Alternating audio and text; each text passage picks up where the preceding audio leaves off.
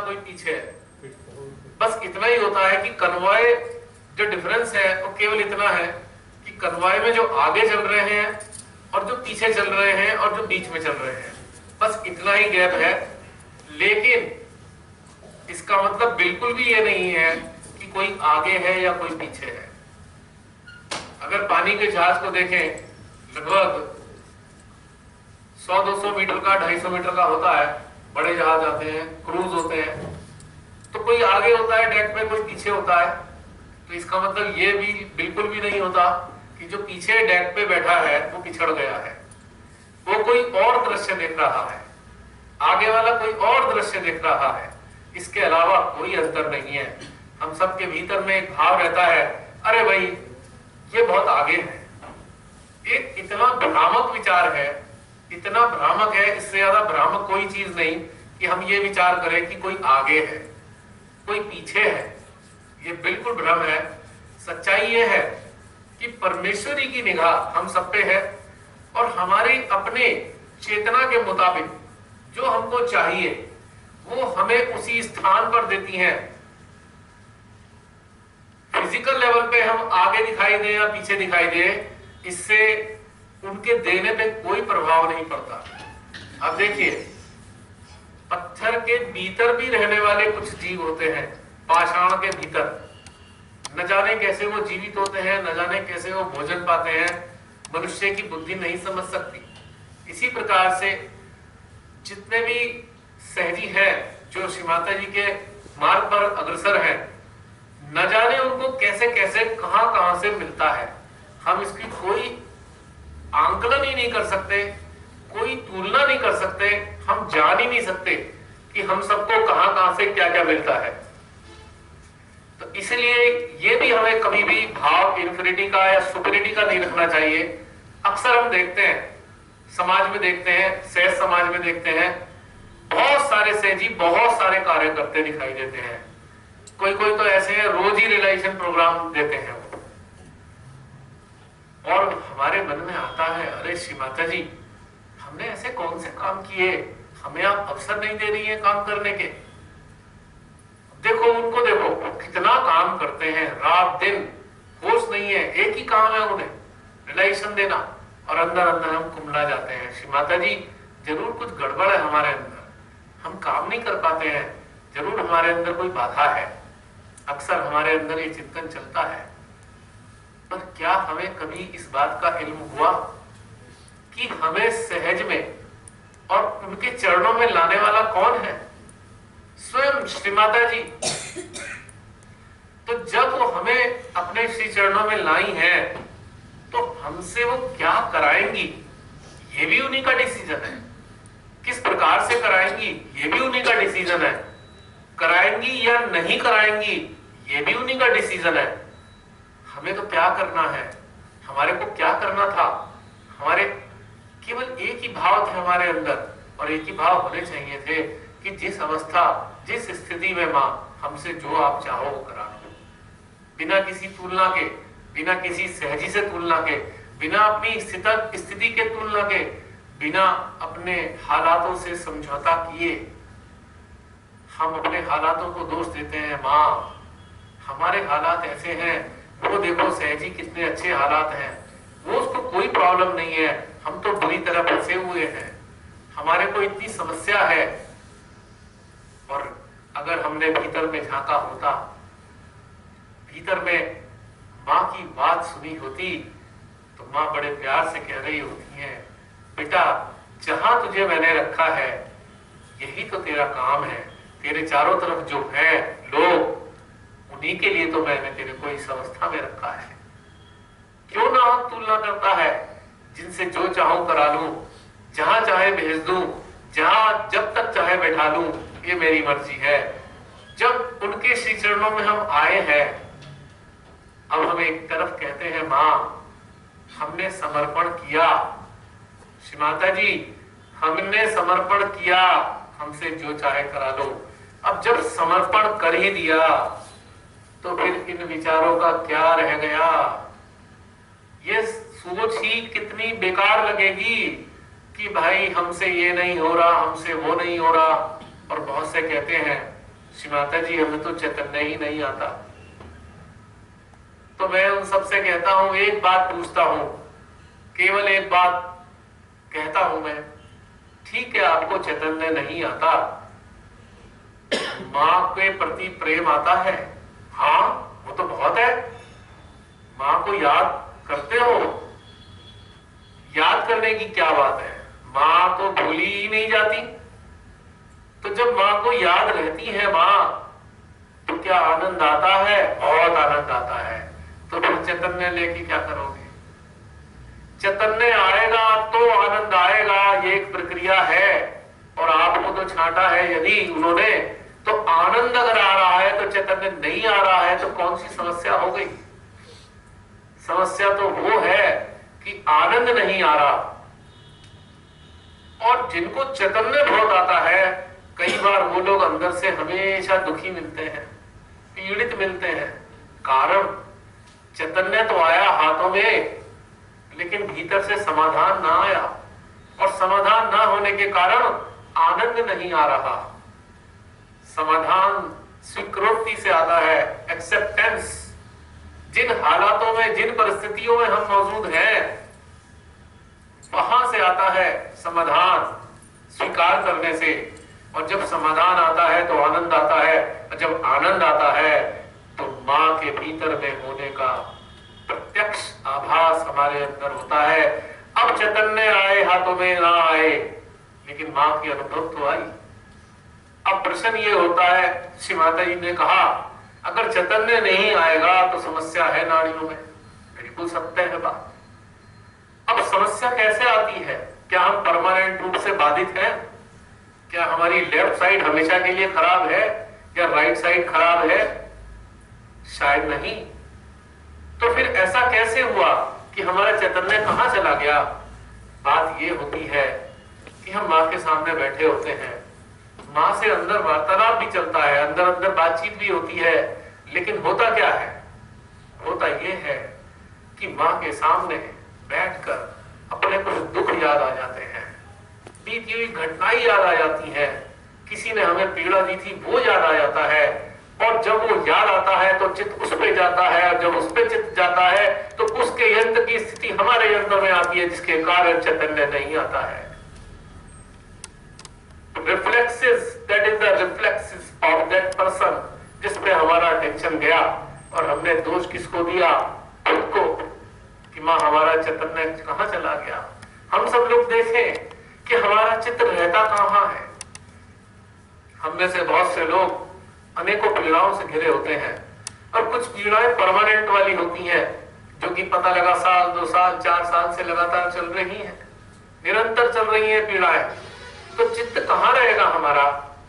श्री माता जी पे तो रहेगा, साथ में पीड़ाओं पे रहेगा, पीड़ाओं के कारण पे रहेगा, और उन कारणों से जुड़े लोगों पर रहेगा। और जब हम ध्यान में बैठेंगे या ध्यानस्थ होंगे, तो तब भी हमारा चित्त वहां होगा। कुछ चित्त का एक सिरा मां पर होगा, दूसरा सिरा उन लोगों की बातों पर होगा, उन हालातों पे होगा। उसकी प्रतिक्रिया हमारे यंत्र में आएगी, तो कहीं तो बाधा, तो कहीं पीड़ा पहुंचाएगी, और फिर हमारी भ्रांति हमें परेशान करेगी।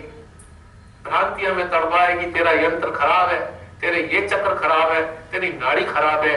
और हम भूल रहे हैं कि हमारा चित्त कहां की सूचना ला रहा है, कहां से आ रहा है ये सारा भंडार परेशानियों का, पीड़ाओं का। वो आ रहा है हमारे चित्त के जरिए। और अगर पहचानना है, जानना है, सत्य को समझना है, तो तुरंत चित्त वहां से हटाकर अपने सहस्त्रार हृदय पे ले आइए। यंत्र भी खराब होगा आपका, तो आपके अपने सहस्त्रार हृदय पर चित्त रखने के बाद भी बाधा रहेगी, बाद भी चक्रों में पकड़ रहेगी। अगर रहेगी तो वो वास्तव में हम कह पाएंगे कि हमारे यंत्र में गड़बड़ है। शरीर तो होता है मां के सामने, चित्त होता है मां के चरणों में, पर मन लापता है। मन कहीं घर, किसी मित्र, किसी रिश्तेदार, किसी अपने खून के रिश्ते से लिपटा है। मन भी सूचनाएं ला रहा है जो अपने यंत्र पे प्रकट हो रही है, और बाधाओं की भ्रांति हमें दे रही है। सत्य बात समझनी है तो हमें बिल्कुल अपने मन चित्त को अपने सहस्त्रार में लाना होगा और उसके बाद कुंडली मां का स्वाद अपने सहस्त्रार पे चखना होगा। जब ये तीनों चीजें सहस्त्रार पर आ जाएंगी तो हमको हमारे ही अपने यंत्र की तब जाकर खबर आएगी। उससे पहले तो भ्रमित होते रहेंगे, कभी नाड़ियों से डरेंगे तो कभी चक्रों से भयभीत होंगे, तो कभी किसी भूत और प्रेत के होने का भाव हमें डसेगा। सच्चाई ये है कि वास्तव में मां ये देखकर खिलखिला रही होती हैं कि मेरे नादान बच्चे मेरी गोद में बैठकर अपनी बाधाओं से त्रस्त हो रहे हैं। कहां है बाधाएं जब मां की गोद मिली? तो सत्य है ये।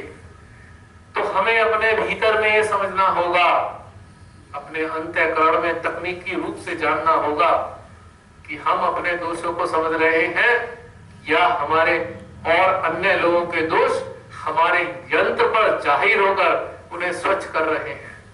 हमारा यंत्र माध्यम है, जिनके भी संपर्क में हम आते हैं, जिन पर भी हमारे चित्त रहते हैं या जिनके चित्त हम पर आते हैं, उन सब के यंत्रों की खबर हमारे यंत्र के द्वारा लाते हैं। फिर हमारा यंत्र उनकी समस्त पीड़ाओं को खींचता है, फिर उनका यंत्र उनकी सारे मनोभावों को हमारे मनोभावों में प्रकट करता है, तो कभी खुशी तो कभी हमारे भीतर उदासी को देता है। यही परिवर्तन हमारे भीतरों में चलता रहता है, जिसको ना समझने के कारण हम अपने आप को दोष देते रहते हैं, अपने आप की कमतरी का एहसास अपने मन ही मन में कर रहे होते हैं।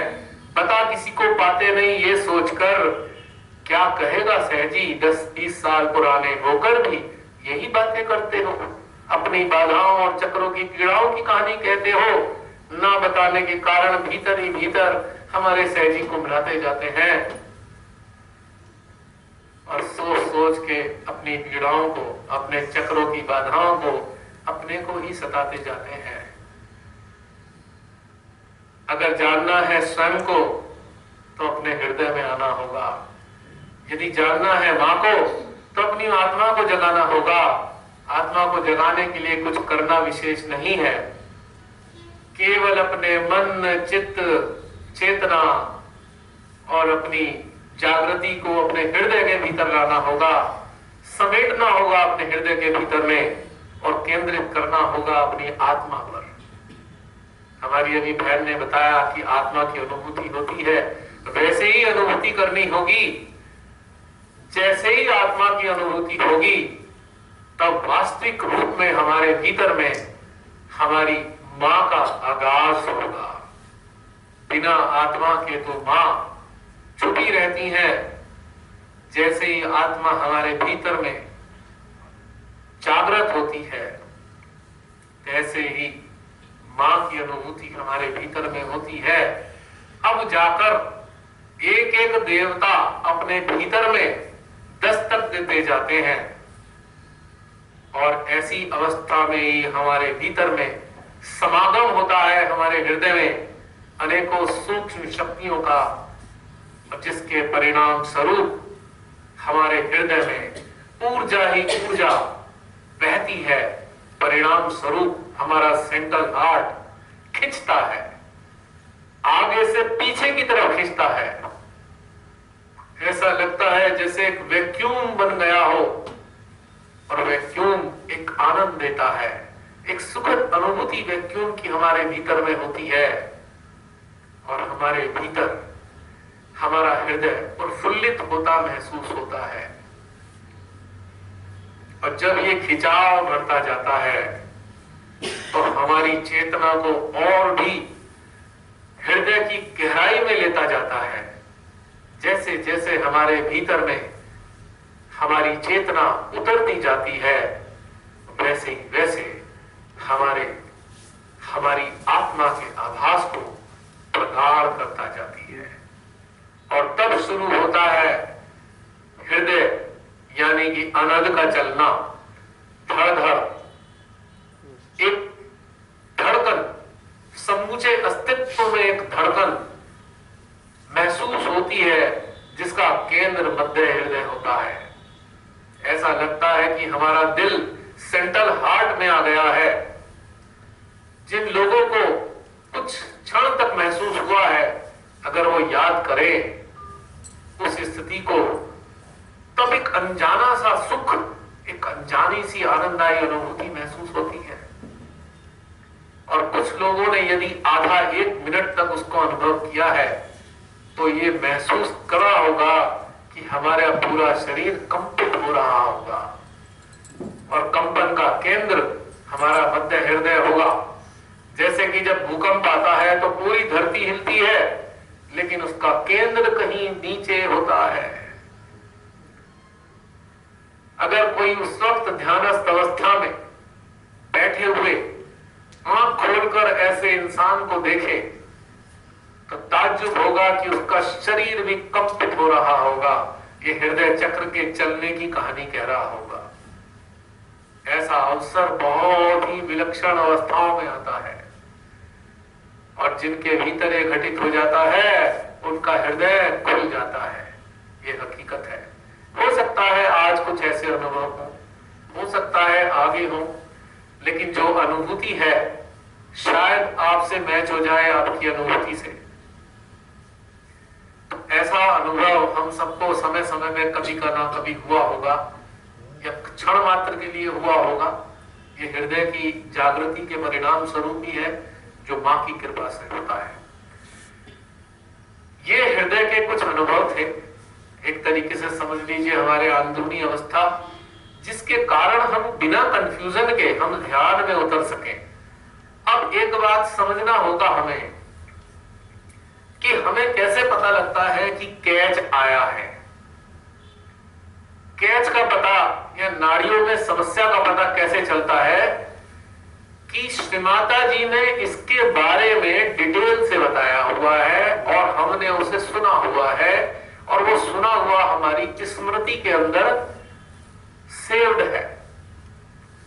श्रीमाता जी ने बताया है कि जब कोई नाड़ी गड़बड़ाती है तो वो वाला हाथ गर्म हो जाएगा। जब चक्र में कोई बाधा आएगी उस वक्त या तो चुभन होगी या जलन होगी या सुई जैसे चुभेगी या पकड़ जैसी आएगी, जैसे किसी ने ग्रिप कर रखा हो। ये एक अनुभव नकारात्मक अनुभव है। और जो सकारात्मक अनुभव क्या है कि हमारी फिंगर टिप्स पर सनसनाहट बढ़ेगी और पल्पिटेशन भी हो सकता है, जैसे कि कोई नब्ज फड़क रही हो और उंगली से ठंडा ठंडा एनर्जी रिलीज होती महसूस होगी। तो ये श्रीमाता जी ने हमें लक्षण बताए, वो हमारी स्मृति में आ गए, पर हम वो चीज मिस कर देते हैं ध्यान में कि जब ये नकारात्मक लक्षण आ रहे थे तो हमारा चित्त कहां था, हमारा चित्त किस जगह था, और हमने उस पर ध्यान नहीं दिया, केवल उन लक्षणों पे ध्यान दिया जिसके कारण हम पीड़ित हो रहे हैं। ये सोच सोचकर कि हमारे चक्र में पकड़ है। हाँ, पकड़ है, पर किसी और के कारण भी है। किसी का यंत्र हमारे यंत्र के जरिए स्वच्छ हो रहा है। यदि आप सड़क पे चल रहे हैं और सड़क पे चलते हुए अचानक आपका कोई साथी गिर जाता है तो आप हाथ पकड़कर उसे उठाते हैं। जब उठाते हैं तो आपका जोर पड़ता है मसल्स पे। अगर कोई भारी इंसान ज्यादा है शरीर से तो आपको उसे उठाने के बाद लगेगा आपकी मसल्स खिंच गई और उसके कुछ देर बाद दर्द होना शुरू हो जाएगा और ये दर्द लगभग 72 घंटे तक रहेगा। 72 आवर्स तक मसल्स में पेन अक्सर आता है। जॉइंट में भी यदि अचानक पैर टेढ़ा मेढ़ा पड़ गया है तो भी 72 घंटे तक तेज पेन रहेगा, उसके बाद रिड्यूस होना शुरू हो जाएगा। तो इसका मतलब क्या हुआ? क्या हाथ से पकड़कर उठाना बाधा है, या जो हाथ से पकड़कर आपने उठाया और आपके दर्द आया तो क्या वो बाधा के कारण आया? नहीं, मदद के कारण आया। You help that person. और आपके शरीर में कुछ मसल्स खिंच गई, नर्व्स खिंच गई, उसका आफ्टर इफेक्ट 3-4 दिन रहा। Means that was not a problem, that was not a बाधा। ऐसा ही व्यवस्था हमारे सूक्ष्म यंत्र में होती है, क्योंकि हम अपने चारों तरफ जो भी संपर्क में आते हैं उनके यंत्र की मदद कर रहे होते हैं। अक्सर हम में से बहुत सारे लोगों के शस्त्रार पे उनको वाइब्रेशन महसूस होते हैं। आज की तारीख में ऐसा होता है, और किसी किसी के हृदय में भी अनुभव होता है। तो जो यंत्र इस स्थिति में है, अगर उनका चित्त किसी व्यक्ति पे नहीं भी जाएगा, तब भी आपका यंत्र उनकी बाधाओं को क्लियर कर रहा होगा, जिसका आफ्टर इफेक्ट आपके यंत्र में विभिन्न चक्रों व नाड़ियों पे अवश्य आएगा। But that is temporary, permanent नहीं है। तो इसलिए शंकित होकर चिंता करने की कोई आवश्यकता नहीं। श्री माता जी जब सहस्त्रार पे अपना पदार्पण अनुभव करा रही हैं और हृदय में अपनी उपस्थिति ठंडक, झंझनाहट, खिंचावट, कूलिंग, मूवमेंट, पल्पिटेशन देकर कर रही हैं, तो फिर चिंता की कोई विषय नहीं। हम सब उनके सुपरविजन में हैं और हमसे जुड़े सभी लोग उनके सुपरविजन में हैं। वो हमारे माध्यम से उनका ध्यान रख रही है, चाहे वो सहज में है या नहीं है। तो ये सूक्ष्म बात है और सरल भी है समझने के लिए। यात्रा करने से पहले जब हम चलेंगे, तो अगर हमारा चित्त इधर उधर जाएगा और चक्रों में कैच आएगा, बाधाएं आएंगी, तो ताकि आप चिंतित ना हो, इसीलिए ये सारी बातें इस वक्त आ रही हैं। क्योंकि शंका जैसे ही आएगी, आपका ध्यान हट जाएगा, चिंतित हो जाएंगे कि भाई ये क्या, हम तो यहाँ ध्यान के लिए आए, पकड़ क्यों रहे हैं चक्र। क्योंकि हम ध्यान देंगे फिर कि हमारा चित्त कहाँ गया, सेकंड के लिए भी कहीं चला गया। अभी हमने से बहुत से लोग यहाँ आए हैं, घर में बहुत लोग हैं, संपर्क के लोग भी हैं। किसी ने कहा है हम 5 बजे फोन करेंगे, किसी ने कहा है 10 बजे बात करेंगे, किसी ने याद ही कर लिया, तुरंत मैसेज हमारे सहस्त्रार हार्ट में आएगा और हमारा चिंतन जाएगा कि अच्छा उसने बात करनी थी, या कुछ भूल गए होंगे, किचन में कुछ रखना था या कोई चीज रखा है तो याद आएगा कि हमें 8 बजे बताना है। उस वक्त ये विचार आएंगे और विचार के साथ तुरंत उस पर हमारा चित्त जाएगा और उसका जो सिस्टम है वो एक्सपोज होगा हमारे यंत्र में। तो या तो कैच आ जाएगा, या नाड़ी की बाधा आ जाएगी, या खांसी भी आ सकती है, या पेट में दर्द भी हो सकता है, या कमर में चमक सी दर्द करके आ सकती है, कुछ भी आ सकता है, लेकिन सब टेम्परेरी है। बहुत सारी चीजें हैं जहां हमारा चित्त घूमने चला जाता है या चेतना चली जाती है। तो इस कारण से हमारे अंदर जो प्रतिक्रियाएं यंत्र में आती है, वो हमें मानसिक रूप पे उलझा रही है। वास्तविक रूप में तो हमें आनंद आ रहा है, लेकिन मानसिक सूचनाएं जो हमारे माइंड में सेव्ड है, जो श्रीमाता जी ने बता रखी है, वही हमें पीड़ा पहुंचा रही है। क्योंकि हम घबरा रहे हैं कि हमारा कैच आ रहा है। बहुत से सहयोग की नाभि में गुरु तत्व गड़बड़ होता है। बहुत सारे लोगों से मिलना हुआ, अनुभव हुआ, और किसी किसी क्षेत्र में गुरु तत्व का मामला गड़बड़ होता है बहुत। जैसे ये हरिद्वार है, वैसे तो माँ गंगा की इतनी कृपा है कि यहाँ कितना ही कचरा डाल दो सब साफ हो जाता है, एनवायरमेंट का भी, और सूक्ष्म रूप से भी स्पिरिचुअल लेवल का कचरा भी साफ कर देती है। यहाँ माँ गंगा इतनी बड़ी शक्ति है, यहाँ पे गंगा साक्षात पार्वती का ही रूप मान लीजिए इन्हें आप। लेकिन फिर भी कुछ कचरा आता है, सब कुछ आता है, तो ऐसे ही साफ होता है, किसी न किसी यंत्र के जरिए साफ हो जाता है। क्योंकि जितनी पावन धरा होगी, उतनी ही बाधित चेतनाएं यहां आकर अपने को मुक्त करने का प्रयास करेंगी, किसी भी रास्ते से आएंगी। और दूसरा, तो सो कॉल्ड बड़े सारे गुरु भी पैदा हो जाएंगे यहाँ पे, उनके बहुत अच्छे बिजनेस चलेंगे। उससे क्या होगा कि किसी ने आशीर्वाद ले लिया तो उनका नाभि, गुरु तत्व जो नाभि और सेंट्रल हार्ट के बीच का हिस्सा है, यह बाधित हो जाता है। और जब इस प्रकार के ध्यान के सेशन होते हैं जिसमें आप अपनी आत्मा को स्पर्श कर रहे होते हैं, उस वक्त हमारी स्वयं की बाधाएं भी एक्सपोज होती हैं क्लियर होती है, सडनली दर्द होगा, हम घबरा जाएंगे सूचनाओं के कारण, अरे कुछ गड़बड़ है, सहजी में गड़बड़ है किसी न किसी, जो हमारा नाम ही पकड़ रही है। कायदा ये है कि जब पकड़ धकड़ जैसी चीजें अनुभव हो तो ध्यान दीजिए, स्वयं अपने ऊपर चित ले आइए, स्वयं अपने ऊपर चित ले आइए, किसी भी व्यक्ति पे हो तुरंत अपने पे ले आइए, और कहां पर? सहस्त्रार और मध्य हृदय में। चित्त का एक छोर सहस्त्रार में और दूसरा छोर मध्य हृदय में। जैसे ही आप दोनों स्थानों की ऊर्जा को महसूस करेंगे, तत्क्षण वो कैच डिसअपियर हो जाएगा। यदि किसी और का आया है और हमारा होगा तो एक्सपोज होगा, कुछ देर तक होगा, दर्द बढ़ेगा, बढ़ेगा दर्द यदि हमारा होगा, ये बताने के लिए कि भाई आपका ही हूं मैं, किसी और का नहीं हूं।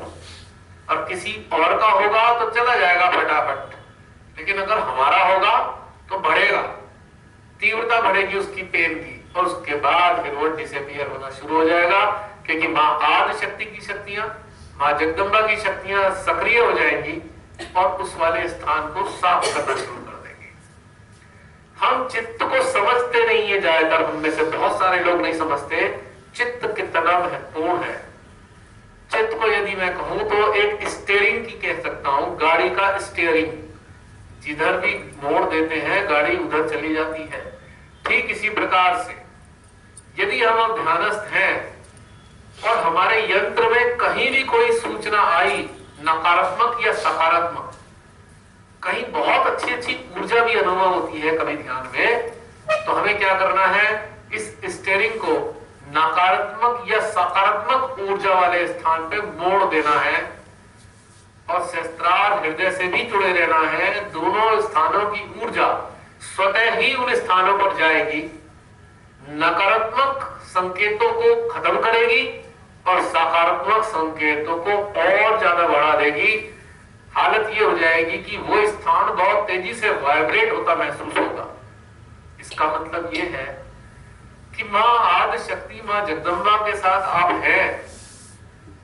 हमारे चक्रों पे बैठे हुए देवी देवताओं को पता लग गया कि ये जो मानव है, जिसके अंदर हम मां आदि शक्ति ने बैठाए हैं हमें लोगों को, इसका चित्त अब मां की तरफ आ रहा है।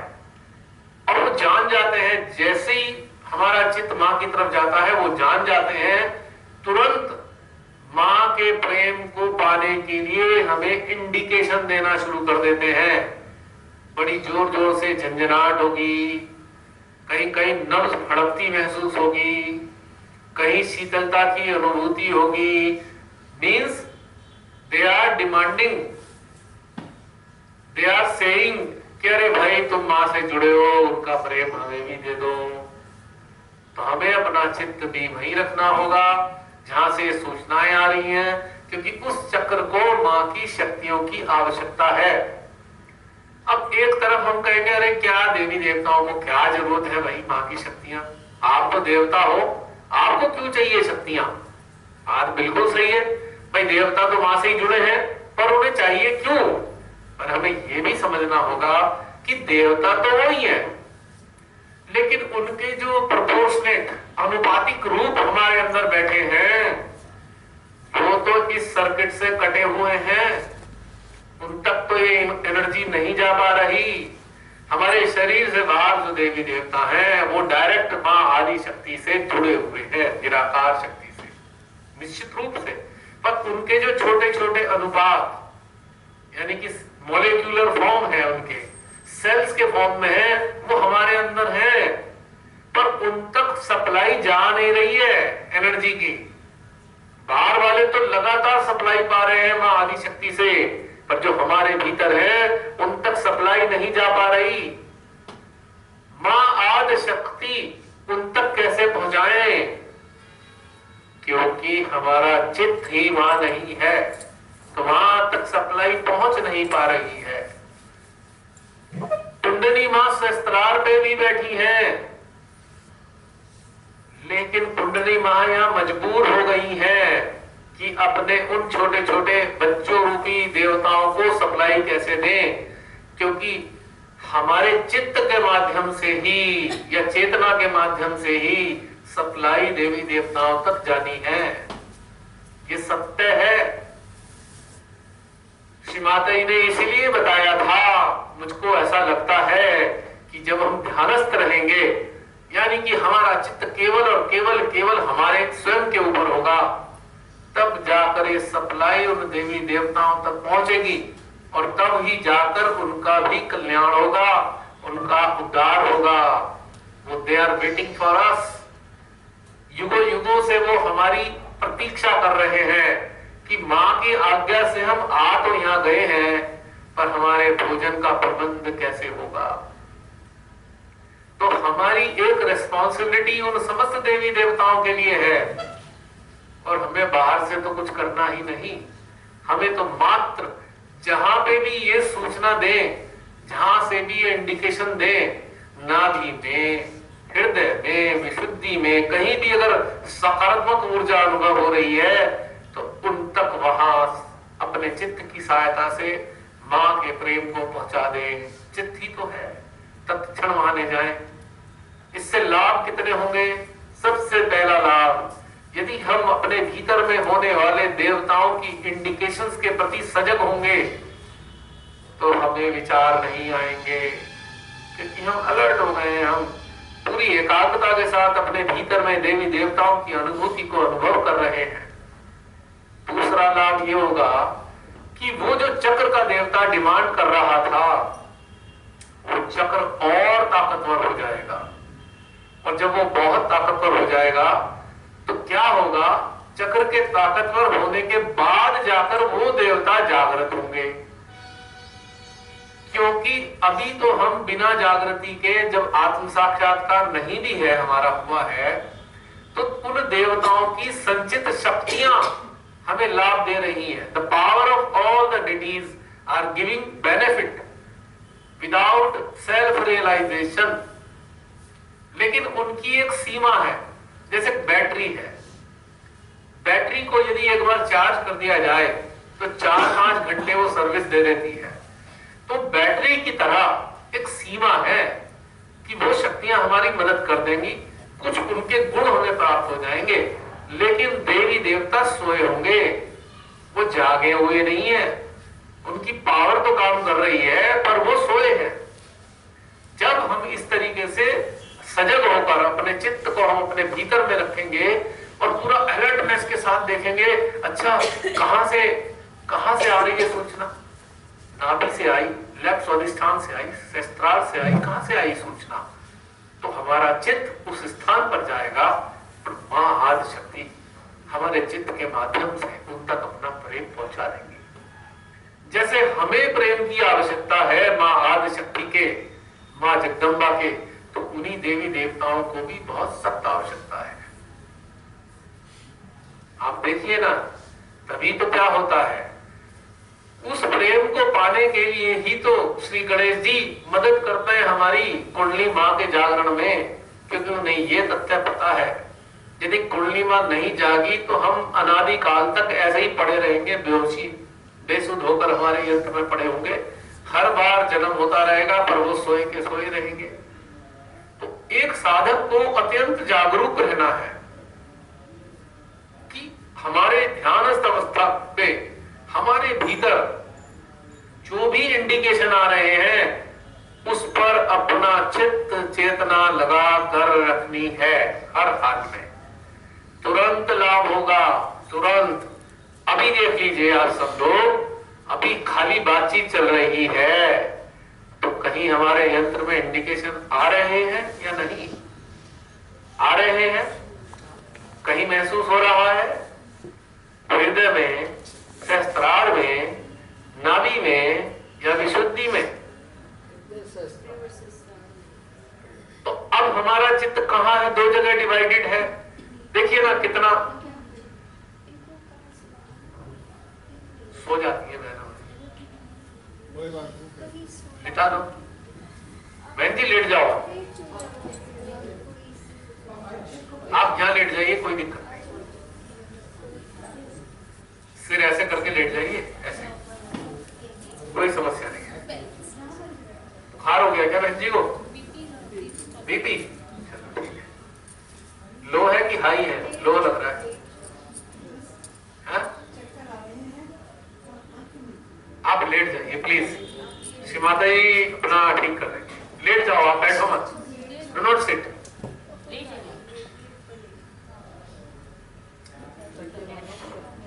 कोई बात नहीं, हो जाएगा हो जाएगा। तो मेरा कहने का मतलब ये था कि एक चित्त हमारे सहस्त्रार हृदय में भी है और हम दूसरे चित्त से बातें भी सुन रहे हैं। अभी भी हम दो काम कर रहे हैं और हो सकता है इन दो कामों के साथ तीसरा काम भी चल रहा हो। हमारा मन कहीं और भी जा जाके आ रहा हो, बार बार वहां देखा है वहां क्या हो रहा है, चला जाता हो यहाँ पे, फिर जाता हो फिर आता हो। तीन तीन चीजें चलती हैं हमारे साथ में, और जब तीनों चीजें चलती हैं तो तीनों प्रकार के इंडिकेशन हमारे यंत्र में आते हैं, पर हम गौर नहीं कर पाते, हम मिस कर देते हैं और गलत कंक्लूजन पे पहुंच जाते हैं। गलत कंक्लूजन। तो ये जागृति के साथ हमें ध्यान रखना होगा, अपने यंत्र पे पूरा फोकस करना होगा, पूरा मॉनिटरिंग करनी है हमें अपने सिस्टम की ध्यानस्थ अवस्था में। श्रीमाता जी ने बहुत सारी चीजें बताई, बार बार बताई उन्हें हमने, पर हमने उनको माइंड में तो रखा, पर उस अनुभव को अपने अनुभव में लाने का शायद प्रयास कम किया।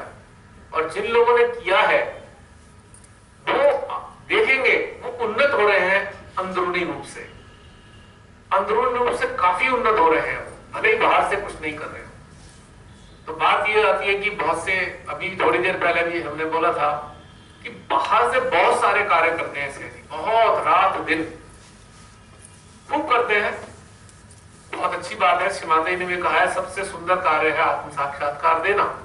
और साथ में उन्होंने एक बात ये भी कही थी कि जितना बाहर का कार्य करो तो उतना ही कार्य भीतर का भी करना होगा।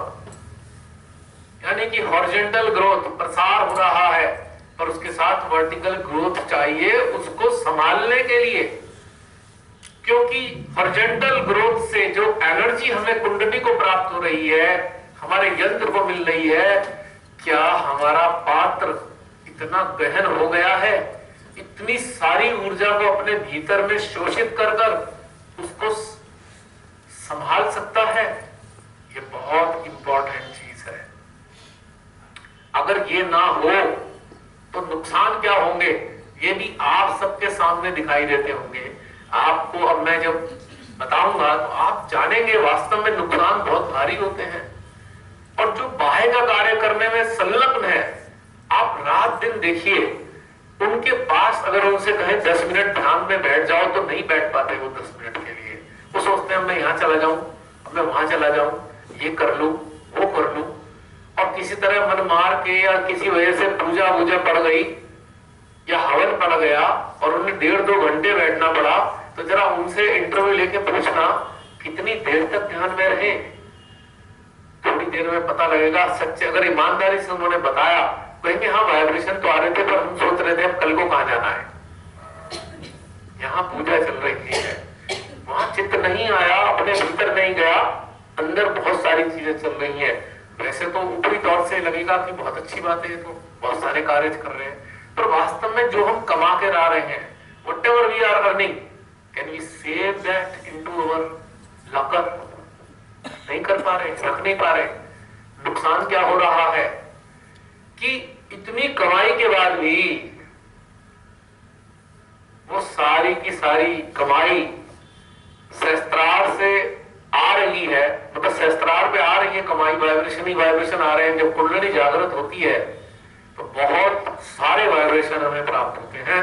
कारण जिनकी कुंडली जागी, उनकी कुंडलियां यदि हमारे द्वारा जागी हैं तो इतनी सारी ऊर्जा हमारी कुंडली को देती है, अनंत को ऊर्जा मिलती है।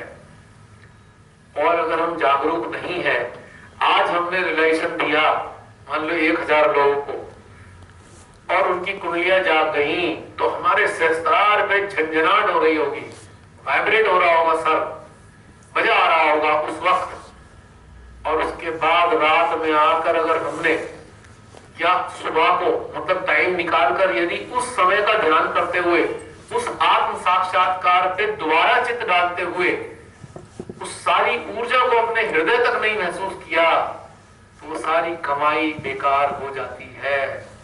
क्योंकि हम कमाई को लॉकर में नहीं लाए, गेट पर छोड़ के चले गए, गई वापस यहां से आई थी। तो जितना रिलेशन का कार्य करना है उतना अपने अंदर उतरना होगा, गहनता से उतरना होगा, उस ऊर्जा के सारे अपने चित्त को अपनी आत्मा पे फोकस करना होगा, अपने यंत्र पे फोकस करना होगा, मां जगदंबा पे फोकस करना होगा, शिव पर फोकस करना होगा, श्री राम पे फोकस करना होगा। क्योंकि वो जो कुंडलियों की ऊर्जा हमें मिली है वही शक्ति हमें शक्ति दे रही है कि हम अपने उन देवी देवताओं तक पहुंचे। क्योंकि वो पावर ही जरिया है जिनकी शक्ति के कारण हमारी चेतना, हमारा चित्त उन देवताओं तक पहुंच सकता है जो हमारे भीतर में सदियों से विद्यमान है लेकिन सुप्त अवस्था में है। तो ये तथ्य बहुत आवश्यक है। और जो ऐसा नहीं करते उनका परिणाम क्या होता है वो भी आप सबके सामने है। परिणाम ये होता है कहीं ना कहीं उनके हृदय में ये भाव आ जाता है कि मैंने इतने लोगों को आत्म साक्षात्कार दिया।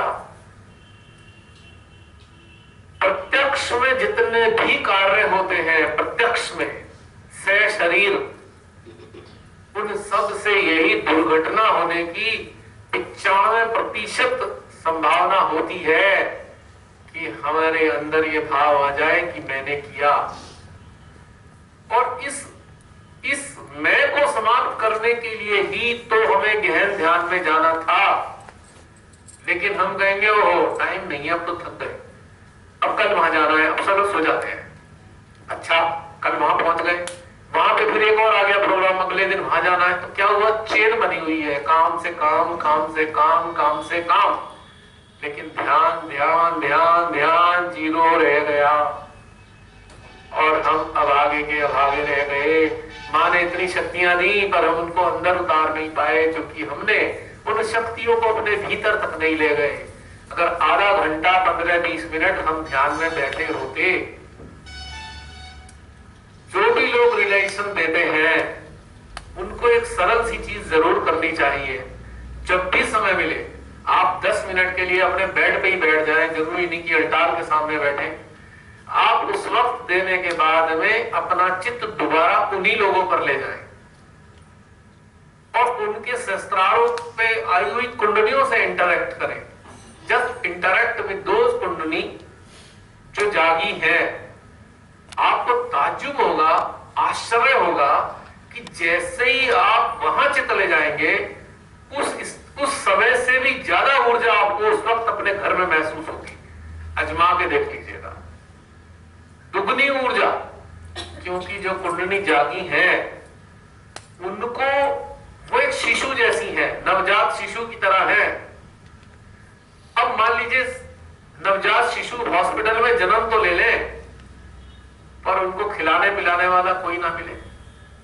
मान लीजिए जन्म तो हो जाए बच्चों का तो उनकी मदर को कहो तुम जाओ और उनको कुछ ना दिया जाए तो क्या होगा, धीरे धीरे वो बच्चों का क्या हाल होगा। बच्चे धीरे धीरे या तो व्रत हो जाएंगे या सूख के काटा हो जाएंगे क्योंकि उन्हें भोजन नहीं मिल रहा। हमारे माध्यम से, हमारे यंत्र के माध्यम से श्रीमाता जी ने उन लोगों की कुंडली जगाई। अब उनको भोजन देना था। जो नए नए आज से रिलेशन लेके आए उनको ध्यान में बैठने का अभ्यास नहीं है। यदि वो अगर हमने रिलेशन देने के साथ उन्हें फोटो दे दिया और उन्हें प्यार से बता दिया कि भाई बहन ये फोटो ले जाओ और किसी पवित्र स्थान पर रख लेना, अपने मंदिर में रख लेना, 5 मिनट बैठकर एक बार दोबारा ध्यान में जाना, तो जो कुंडली उठी हुई है उसे भोजन मां से मिलना शुरू हो जाएगा। लेकिन बहुत से लोग नहीं बैठते, बस प्रोग्राम अटेंड करते हैं, चले जाते हैं, भले ही फोटो है पर फोटो के सामने भी नहीं बैठे। तो उन लोगों के लिए हमें क्या करना है कि यहां से ऊर्जा देनी है। आपकी ध्यान की ऊर्जा उन तक पहुंचेगी, उनकी कुंडलियों को मिलनी शुरू होगी, वो कुंडलियां परिपक्व होंगी। और कुंडलियां जैसे जैसे परिपक्व होती हैं, भले ही वो 10 दिन तक भी ध्यान में ना बैठे, लेकिन आप तो यहां से उनकी कुंडलियों से इंटरेक्ट कर रहे हैं ना। आपको ताज्जुब होगा, ऐसे लोग बहुत जल्दी से वापस आते हैं, दे कम बैक अगेन। कुछ दिन बाद भी आते हैं, किसी कारण से भी आते हैं, साल भर बाद भी आते हैं, लेकिन उनकी कुंडलियों को ऊर्जा मिल रही होती है। तो कम से कम एक बार, दो बार, चार बार आकर उनकी कुंडलियों तक अटेंशन जरूर डालना चाहिए, इस भाव में कि उनकी कुंडलियों को ऊर्जा मिल जाए हमारे हृदय सहस्त्रार से। उससे लाभ क्या होगा? उससे उन्हें ही लाभ नहीं होगा, बल्कि सबसे ज्यादा लाभ हमें स्वयं होगा। जैसे ही हम उनकी कुंडलियों से इंटरेक्ट करेंगे, तुरंत हमारे सहस्त्रार में, हृदय में, पूरे यंत्र में ऊर्जा बढ़ती चली जाएगी लगातार, और हमें लगेगा बड़ा मजा आ रहा है। इतना मजा तो तब भी नहीं आया था। और दूसरा नुकसान बहुत भारी है। पहले तो उन्हें लगेगा मैं करा रहा हूं। जब लोग उन्हें चारों तरफ पहचानेंगे, आइडेंटिफाई करेंगे, अरे क्या सहजी है, 1000 लोगों को रिलेशन दिया, अभी तक 50,000 लोगों को दे चुके, तो कहीं ना कहीं उनके अंदर ये समस्या पैदा होनी शुरू होगी कि मेरे द्वारा बहुत सारा कार्य हो रहा है, मेरी पहचान हो गई है, मेरी पहचान बन गई है सारे में। और ये जो पहचान है, this is the biggest hurdle in ascent. पहचान जैसे बनती हो बन जाए, पर जिसकी पहचान बन रही है उसे कभी इस तरफ सजग नहीं होना, उसको जागृत नहीं रहना इस तरफ कि तेरी पहचान है या नहीं है। उसको तो ये भाव होना चाहिए कि माँ, अबोधिता के साथ में यही भाव कि माँ पता नहीं जैसे आप चाहे करा लो। और गहन ध्यान में उतरना बहुत जरूरी है रियलाइजेशन देने के बाद, अत्यंत आवश्यक। चाहे 1 को दे, 2 को दे, 10 को दे, या कलेक्टिव दे, या मास लेवल पे दे, तो ये बहुत जरूरी है। और एक चीज और है कि जब रियलाइजेशन देना है तो कोशिश करें अपने सहस्त्रार से दे, हृदय और सहस्त्रार से दे। उससे क्या होगा कि वो सारी एनर्जी 100% पहले हमें मिलेगी, बाकी जिसकी कुंडली है उसको सेकंड नंबर पे मिलेगी। दोनों उन्नत होते जाएंगे।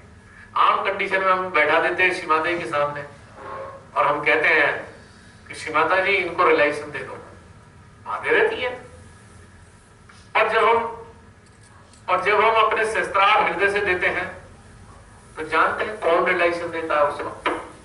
कहने को तो मां तब भी देती है, लेकिन अब ये वाली मां जो होती है ये आदि शक्ति होती है, आद शक्ति निराकारा, वो देती है उसको रियलाइजेशन। और कुंडली उन्हें ही तो पहचानती है।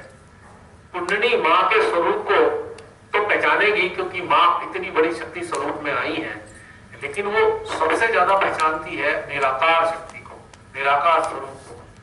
और इधर हम कहते हैं माँ के अल्टार से बैठाकर कर देते हैं, वाइब्रेशन हाथ वाथ से देख दाख के करा लिया, माँ रियलाइजेशन दे दो, माँ ये भी उठा देती है क्योंकि ये भी आदि शक्ति है। दोनों माओं में कोई अंतर थोड़ी है। लेकिन क्या है कि जो स्वरूप है, स्वरूप, फॉर्म कहां पर सेव होता है? हमारे आज्ञा में, लेफ्ट आज्ञा में सेव हो जाता है फॉर्म। और जब भी हम उसको किसी को आदत ये डलवा दे कि फॉर्म की आदत डलवा दे, तो सबसे ज्यादा प्रॉब्लम क्या आती है उसको कि जब भी वो ध्यान में जाएगा तो उसका चित्त ही आज्ञा चक्र में आ जाएगा। भले ही वो अपने हृदय में चित्त रखकर मां को स्मरण कर रहा है, नो डाउट, पर स्मृति कहां है मां के चित्र की? आज्ञा में। अब जरा कल्पना कीजिए कि रियलाइजेशन का प्रोसेस ही हुआ ही शस्त्रार से है, फॉर्मलेस सिस्टम से हुआ है, तो आज्ञा में तो कोई सेविंग ही नहीं हुई ना। पॉइंट की बात है।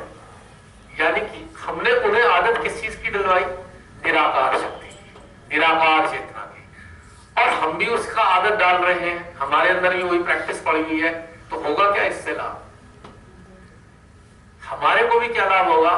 कई बार माँ का फोटो नहीं मिलेगा, तब भी हमें बहुत अच्छे वाइब्रेशन आएंगे, हमें ध्यान लग जाएगा, कहीं भी लग जाएगा। और दूसरे को क्या लाभ होगा? उसकी कंडीशनिंग खत्म हो जाएगी। मेरा कहने का बिल्कुल भी ये मतलब नहीं है कि हमें श्रीमाता जी का चित्र नहीं रखना चाहिए, ना ना ना, इसको नेगेटिव में नहीं लेना है कि फोटो नहीं रखना चाहिए। मैं तो इस चीज को एम्फेसाइज करना चाह रहा हूं कि यदि फोटो नहीं भी है तो क्या लाभ है हमें। बहुत से स्कूलों में फोटो रखने की परमिशन नहीं होती, आप सभी जानते हैं। यदि हमने इस चीज का अभ्यास बना रखा है कि मास रियलाइजेशन हम अपने शस्त्रार से दे तो कितना आसान हो जाएगा, झगड़ा भी कोई नहीं होगा, होगा ना आसान।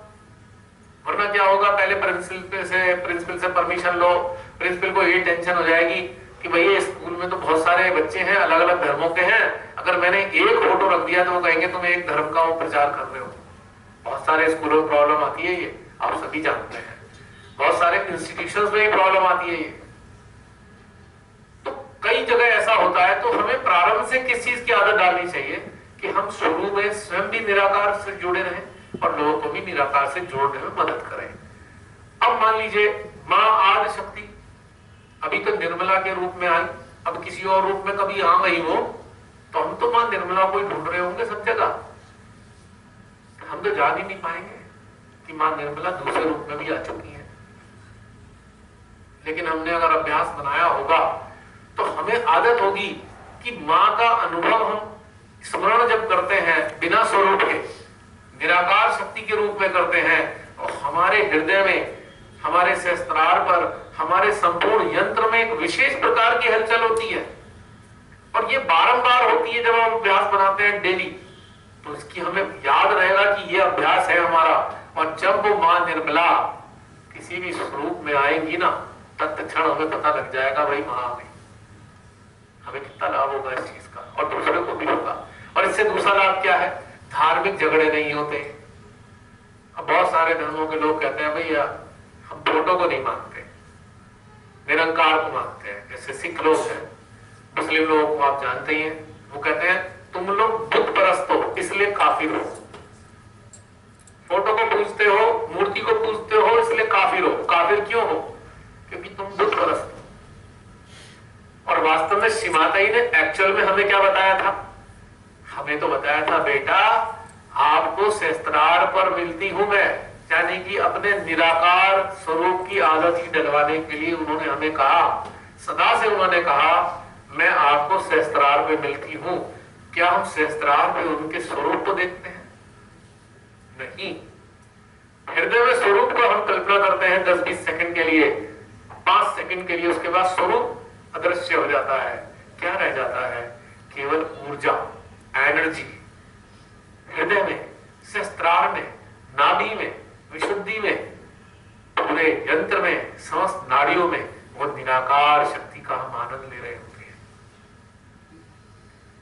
तो ये चीज बहुत इंपॉर्टेंट है कि हमारा रियलाइजेशन देने का तरीका क्या है, और उससे ही आपकी ग्रोथ का बहुत गहरा संबंध है।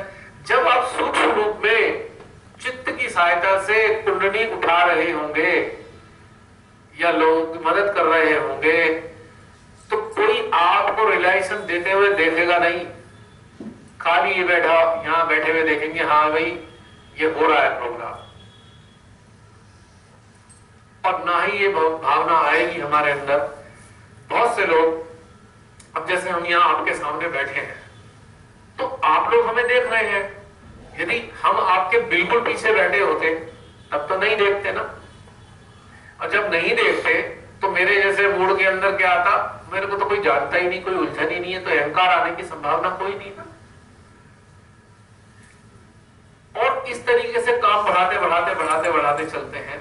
आगे भी जाना चाहिए जब समय आता है, ऐसी कोई दिक्कत नहीं है। लेकिन मेरा तात्पर्य कहने का सारा घुमा फिरा के ये था कि जो वास्तविक स्वरूप है मां का वो है निरंकार, निराकार, बिना स्वरूप का, और वो ऊर्जा का है। उसकी हमें आदत डालनी चाहिए। और जो नए लोगों को भी हम जोड़ रहे हैं, हमारे द्वारा जुड़ रहे हैं, उनको भी वही आदतें डलवाएंगे तो उनके संस्कार टकराएंगे नहीं। जैसे आत्म साक्षात्कार देते हुए अक्सर नए लोगों को ये प्रॉब्लम आती है, जी हम तो उनको मानते हैं, कोई कहेगा हम इनको मानते हैं। अब आपके सामने समस्या क्या आ जाती है कि आप उन्हें बताएं कैसे। क्या हम ये कहें अगर तुम्हें श्री माता जी को मानो, कहेंगे नहीं हम तो उन्हें मानते हैं। आप जबरदस्ती करेंगे, आपके वो जान पहचान के हैं, आपकी शर्म शर्म में वो कर लेंगे, और उनके अंदर घटित कुछ नहीं होगा क्योंकि पुराने संस्कार है, किसी भी देवी देवता के संस्कार चले आ रहे हैं। वो हिम्मत नहीं कर सकते, वो किसी और को भगवान नहीं मान सकते। मान लो शेरा वाली माँ को उन्होंने भगवान माना हुआ है, या उनकी भगवान है या देवी देवता है, उनकी पूजनी है, तो मां निर्मला के स्वरूप को भगवान मानने को तैयार नहीं, क्योंकि आज्ञा के अंदर जो इमेज सेव है वो झगड़ा कर रही है और उनको सरेंडर नहीं करने दे रही। यदि हम उनसे कहें ठीक है भैया आप भगवान की शक्ति को महसूस करो ऊर्जा के रूप में, फटक कर लेंगे, 1 मिनट में मान जाएंगे, अच्छा ठीक है। भगवान की शक्ति आप बताएंगे एनर्जी के रूप में होती है, ऊर्जा के रूप में होती है, ऐसे ऐसे होगा, फटाफट मान जाएंगे इस बात को।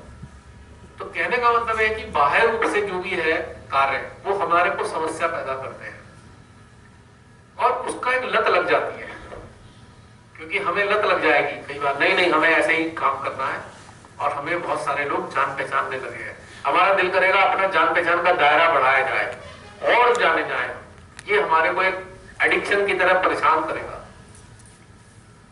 और आपने देखा होगा कई बार ऐसा होता है कि भाई एक स्थिति आती है, भाई एक ही इंसान रिलेशन देगा, बाकी नहीं देंगे। पता लगेगा हर जगह हर सेंटर में हवन कराने वाले भी एक होते हैं, पूजा कराने वाले भी एक होते हैं ज्यादातर सेंटरों में अगर आप देखें, और रिलेशन देने वाले भी एक होते हैं, अक्सर मैंने देखा है, आई हैव सीन। तो प्रॉब्लम क्या आ रही है, कई लोगों को प्रॉब्लम हो रही है उससे। रोटरी सिस्टम बना ले तो कितना अच्छा हो, भाई चलो आज ये इसने दे दिया, कल उसने दे दिया, परसों इसने दे दिया, वो भी बेचारों का लाभ हो जाएगा। अप्रत्यक्ष रूप में वो बेचारे बचे रहेंगे ये सोचकर कि हमारे द्वारा रिलेशन होता है, उनके ऊपर भी कृपा हो जाएगी कुछ, पर शायद व्यवस्था बदलनी हम सब नहीं है, कोई और अपने आप से बदलेगा नहीं। हम जगह पहल करेंगे तभी होगा ना ऐसा। मेडिटेशन के लिए भी होता है, चलो भाई आज इससे करा लिया, कल उससे करा लिया, परसों इससे करा लिया, मतलब सब चीज पेटेंट हो जाती है। हमारे यहाँ सेंटर में मैंने देखा है कि बहुत सारी जगह हर चीज पेटेंट है, कि एक आदमी जो अगर वो पूजा, मैं तो देखा आपने यहाँ जो हवन और पूजा कराते हैं पिछले कई साल से वही कराते हैं। मुझे समझ नहीं आता कि ऐसा क्यों है। माता जी ने तो बताया था कि सभी लोगों को आनी चाहिए पूजा हवन, सब कर रहे हैं, क्योंकि एक इससे बहुत भारी नुकसान भी हो रहा है, बहुत भारी नुकसान होता है, बहुत भारी नुकसान। वो क्या होता है कि एक इंसान मान लीजिए आपको हवन करा रहा है, अब वो जो सहजी है वो कनेक्टेड नहीं होता बाई चांस, मान लो हृदय से इस तरह से कनेक्टेड नहीं हो पा रहा, उसके दिमाग में पूरी प्रक्रिया याद है उसे, अब ये वाला मंत्र आएगा, वो वाला आएगा, हर बार वही हो रहा है, और that person is not connected by chance, तो आपको कितना नुकसान होने वाला है इस बात का अंदाजा ही नहीं है। नुकसान क्या होगा कि जो सिस्टम उनके खुले हुए नहीं है, उस वाले सिस्टमों में भी आपको मजा नहीं आने का पूरा। मतलब किसी का हृदय नहीं खुला और वो पूजा कराना चाहता है, तो आप उसको महसूस करेंगे भाई पूजा में मजा नहीं आ रहा, कुछ आज क्यों नहीं मजा आ रहा, कारण है कि जिसके द्वारा कराया जा रहा है वो कनेक्टेड नहीं है, centre heart is not open. किसी किसी का आज्ञा बहुत बाधित है कि बहुत जड़ है, वो बहुत ज्यादा अति कर्मी है, बहुत सारे भागदौड़ वाले काम करते हैं सहज के, मैं किसी और संसारिक बातें नहीं कर रहा, तो क्या होगा, राइट आज्ञा बाधित मिलेगा उनका, निरंतर कुछ ना कुछ सोचना। और हवन कराने वाले का अगर इस तरीके से बाधा हो तो आप समझ लीजिए जो कलेक्टिव है पूरे रिफ्लेक्सेस उसके कलेक्टिव पे जाएंगे, वो बात अलग है। एक दूसरा पहलू ये भी है कि बहुत से ऐसे यंत्र भी होंगे जो कनेक्टेड होंगे, उनके जरिए वो जो करा रहा है उसकी क्लियरिंग होती रहेगी, इसमें कोई शक नहीं है, पर बहुत सारे लोगों को मजा भी नहीं आएगा, ये बात बिल्कुल फैक्ट है। तो बेनिफिट क्या है इससे क्या बेनिफिट होगा, यदि हम रोटरी सिस्टम रखें कि भाई अगर 10, 20, 25 लोग जो रुचि रखते हो, भैया आज तू करा ले, आज तू करा ले, आपकी बार तू करा ले, पूजा करा ले, हवन करा ले, रिलेशन दे दो, वहां सेंटर में लोग आते हैं 5-10 लोग रिलेशन के लिए, बदलते रहे, दोनों फायदा, सब में लीडरशिप क्वालिटीज जनरेट होंगी, जितने सहयोगी होंगे सब बोल सकने की क्षमता होगी, बोल सकने की क्षमता होगी, वरना कहेंगे भैया करा दो, नहीं नहीं नहीं नहीं हमसे नहीं होगा। आपने सुना होगा, आपने बहुत जगह होता है, बात नहीं कर पाएंगे क्योंकि वो काम कैसे करेंगे। और हमारा जो सेंटर है वो that is the training centre, that is not the centre of puja path, that is the centre of training of Sahajis. Sahajis trained होने चाहिए, जैसे कि कमांडो ट्रेनिंग इंस्टीट्यूट होते हैं ना, वहां पे जाएंगे, एक आम आदमी नहीं होते वो लोग, कमांडो ट्रेनिंग होता है आपका प्रोग्राम, वहां पे नई नई चीजें सीखते हैं, सिखाते हैं, तो ट्रेनिंग सेंटर है वो। और उसके बाद क्या होगा, निखर के सहजी आते रहेंगे, निश्चित रूप से आएंगे और 100% आएंगे। और दूसरा, उनके वो अपने अहंकार से भी बचे रहेंगे और दूसरों को भी बहुत कुछ मिलेगा, क्योंकि जब बदल के लोग पूजा ये सब कराते हैं तो उनकी एनर्जी का भी स्टेटस अलग अलग होता है।